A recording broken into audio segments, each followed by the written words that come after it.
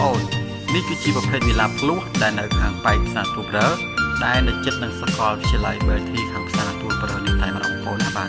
គឺយើងមើលទៅឃើញស្អាតល្អខ្លាំងមែនទែនហើយទីតាំងវិញគឺកាន់តែងាយស្រួលក្នុងការរស់នៅមែនទែនចិត្តផ្សារចិត្តសាលារៀនងាយស្រួលថាកូនចៅទៅរៀនសូត្របងប្អូនណាបាទគឺនៅជិតនឹងសាកលវិទ្យាល័យ BLT ដែរទេបើយើងវាស់ពីទីតាំងផ្ទះយើងទៅដល់ខាងសាកលវិទ្យាល័យ BLT ប្រហែលជា300ម៉ែត្រតែប៉ុណ្ណោះបងប្អូនណាបាទគឺនឹងទៅដល់សាកលវិទ្យាល័យ BLT ខាងផ្សារទូប្រើនេះតែម្ដងហើយកាន់តែងាយស្រួលមួយទៀតគឺវានៅជិតផ្សារបងប្អូនណាបាទបើយើងធ្វើដំណើរពីផ្ទះនេះដល់ផ្សារទូប្រើចំណាយវាប្រហែលជាខ្ទង់2ឬក៏3នាទីបងប្អូនបាទដោយសារយើងនៅជិតមែនតើអញ្ចឹងបងប្អូនបាទ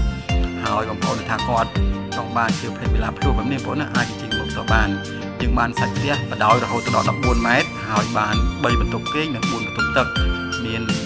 ប្លង់សេរហូតដល់2ស្លឹកពេញបងប្អូនណាបាទហើយមានស្កាយបាននៅខាងក្រោយមួយបងប្អូនបាទគឺល្អខ្លាំងមែនទែនសម្រាប់ការនៅទាំងឡងជាលក្ខណៈអភិជនហើយទីតាំងគឺអែមមែនទែនបងប្អូនណាបាទអញ្ចឹងបងប្អូនអាចចេញមើលបានហើយមកផ្ទះគឺយើងអាចចតឡានបានរហូតដល់2យ៉ាងទូលាយយ៉ាងរងបាទសូមអរគុណសម្រាប់ជម្រាបបងប្អូន